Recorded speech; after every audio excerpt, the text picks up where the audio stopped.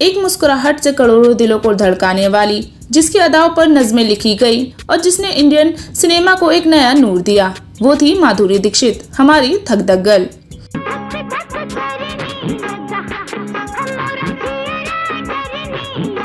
लेकिन क्या आप जानते हैं, एक दौर ऐसा भी आया जब उसी मासूम और संस्कारी छवि वाली माधुरी को करनी पड़ी कई ऐसी फिल्में जो आज भी विवाद और बोल्डनेस का प्रतीक मानी जाती है।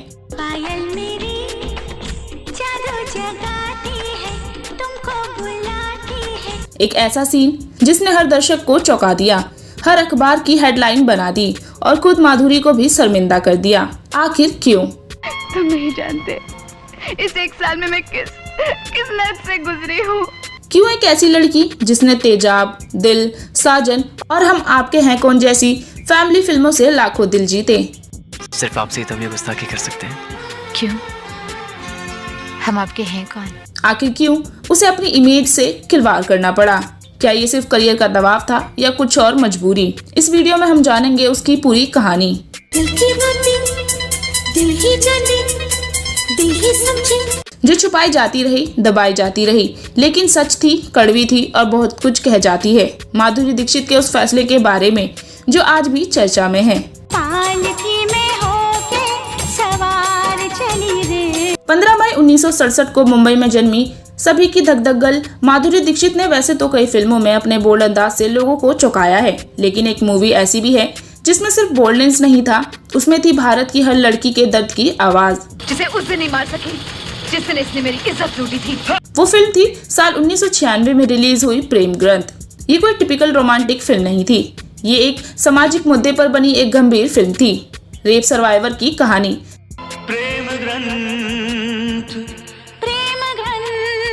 जिसमें माधुरी दीक्षित ने एक ऐसी महिला का रोल निभाया जो न केवल पीड़िता थी बल्कि अपने हक के लिए लड़ने वाली योद्धा भी थी। 2 दिन से खाना नहीं खाया, थोड़ा कुछ खा लूंगी तो।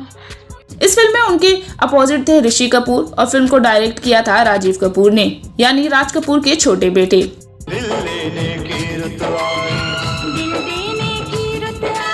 फिल्म की कहानी राज कपूर के विजन से प्रेरित थी। ये फिल्म औरतों की स्थिति पर, रेप के बाद उनके संघर्ष पर एक जोरदार टिप्पणी थी। जो सोशल प्रॉब्लम लिया है प्रेम ग्रंथ में, वो आज के जमाने में बहुत हो रहा है। लेकिन सवाल यही है कि बॉलीवुड की सबसे ग्लैमरस हीरोइन, लाखों दिलों की धड़कन माधुरी दीक्षित को ऐसी फिल्म करने की जरूरत क्यों पड़ी? साल था 1996।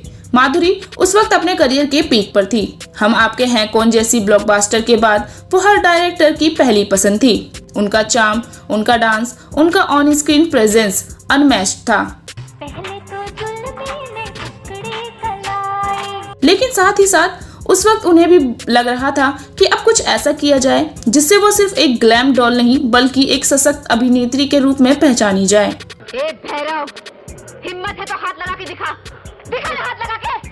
प्रेम ग्रंथ एक ऐसा मौका था, एक फिल्म जिसमें सिर्फ नाच गाना नहीं था, उसमें एक चैलेंजिंग रोल था, औरतों की आवाज बनने का मौका था। मुन्ना, क्या हुआ? ये बोलता नहीं है। फिल्म में माधुरी का किरदार था कजरी का, एक गांव की सीधी सादी लड़की जिसे एक मेले में जबरदस्ती उठाकर उसके साथ बलात्कार किया जाता है। छोड़ दो मुझे, जाने दो मुझे। समाज उसे गिरी हुई औरत कहता है। वो गर्भवती होती है, बच्चा जन्म लेता है और फिर उसे समाज से लड़ना पड़ता है। अरे क्यों मालूम है आपके समाज को जो बेकसूर मुझे कसूरवार ठहरा रहा है। ये रोल बेहद इमोशनल और इंटेंस था। माधुरी ने इसे पूरी ईमानदारी से निभाया। उनके एक्सप्रेशंस, उनकी आंखों का दर्द हर सीन में झलकता था। किस्मत अलग अलग लोगों के साथ अलग अलग खेल खेलती है। इस रोल के लिए उन्होंने बोल्डनेस भी दिखाई, बिना ग्लैमर के और बिना मेकअप के कई सीन्स। ये माधुरी का सबसे एक्टिंग हैवी रोल था। आप नहीं जानते मैं बड़ी बदकिस्मत लड़की हूँ। हालांकि फिल्म का मैसेज बहुत पावरफुल था, लेकिन इसे बॉक्स ऑफिस पर ज्यादा सफलता नहीं मिली। क्यों? क्योंकि शायद उस वक्त का समाज इतने साहसी मुद्दे को पर्दे पर देखने के लिए तैयार नहीं था। रेप, महिला अधिकार, समाज का ढोंग, ये सब उस समय टैबू विषय थे।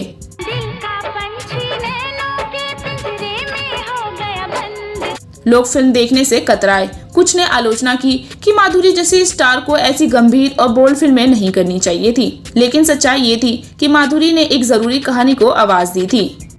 जब भी कोई मर्द किसी औरत की इज्जत पर हाथ डाले तो वो याद रखे कि वो माधुरी ने एक इंटरव्यू में कहा था, मैंने प्रेम ग्रंथ इसलिए की क्योंकि ये सिर्फ एक फिल्म नहीं थी, ये एक स्टेटमेंट था। औरतें सिर्फ सजने संवरने के लिए नहीं होती, उनका दर्द, उनका संघर्ष भी दिखाया जाना चाहिए।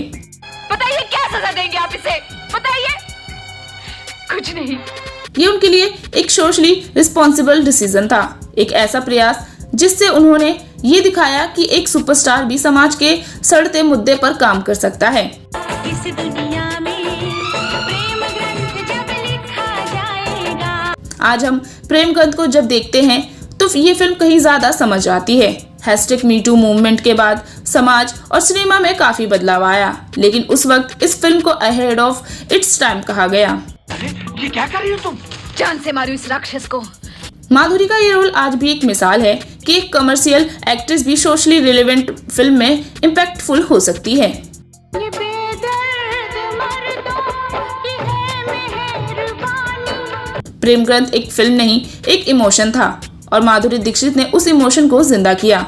शायद उस वक्त समाज तैयार नहीं था, लेकिन आज जब हम पीछे मुड़कर देखते हैं तो समझ आता है कि कभी कभी एक कलाकार को सिर्फ तालियों के लिए नहीं बल्कि समाज को जगाने के लिए भी परफॉर्म करना पड़ता है। और यही कारण था कि माधुरी दीक्षित ने प्रेम ग्रंथ जैसी फिल्मों को चुना और इतिहास रच दिया।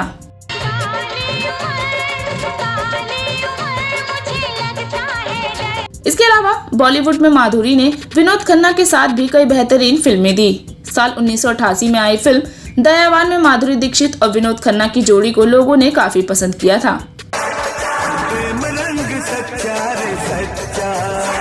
दोनों ने इस फिल्म में अपनी कई सीन्स से पर्दे पर आग लगा दी थी।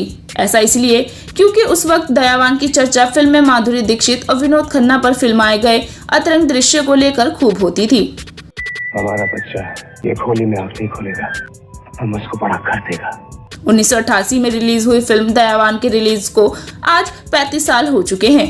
ये फिल्म विनोद खन्ना के करियर की महत्वपूर्ण फिल्मों में शामिल है। तो भगवान ने जान बचाने का शक्ति दिया, तुम गरीब को नहीं पूछेगा तो भगवान तुम। ये वो वक्त था जब विनोद खन्ना अमेरिका से ओशो का आश्रम छोड़कर लौट आए थे और अच्छे रोल की तलाश में थे। फिल्म का निर्देशन फिरोज खान ने किया था। सिर्फ सामान नीचे फेंका था, अब तुझे हम नीचे फेंकेगा। दयावान में विनोद खन्ना और माधुरी दीक्षित दोनों के अभिनय की खूब तारीफ हुई। सिनेमेटोग्राफर कमल बोस ने भी फिल्म में कमाल का कैमरा वर्क दिखाया। बॉक्स ऑफिस पर भी फिल्म ने अच्छा मुनाफा कमाया, लेकिन ये फिल्म फिरोज खान की बाकी फिल्मों से कमजोर रही, जिसका कारण था इस फिल्म से जुड़ी कंट्रोवर्सी। अगर तुम मुझे छुपने के लिए नहीं बोलता तो सूर्या की जगह मैं मर जाता शक्ति। कई बार फिल्म के अभिनेता अपने रोल में इतना डूब जाते हैं कि वे इंटीमेट सीन के दौरान बेकाबू हो जाते हैं। ऐसा ही वाकया विनोद खन्ना और माधुरी दीक्षित के साथ फिल्म दयावान की शूटिंग करते वक्त भी हुआ था। मेरे से शादी करेगी? दोनों फिल्म का सुपरहिट गाना आज फिर तुम पर प्यार आया है शूट कर रहे थे। उस दौरान गाने के सीन में विनोद खन्ना को माधुरी दीक्षित को किस करना था। दोनों के बीच ये किस सीन थोड़ा लंबा था। ऐसे में विनोद उस सीन में इतने ज्यादा खो गए कि उन्हें होश ही नहीं रहा।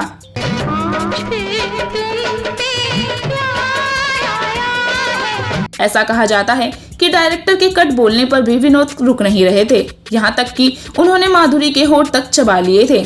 माधुरी इस सीन को करते वक्त बहुत ही असहज महसूस कर रही थी, लेकिन विनोद ने इस सीन के लिए कई रीटेक ले डाले थे।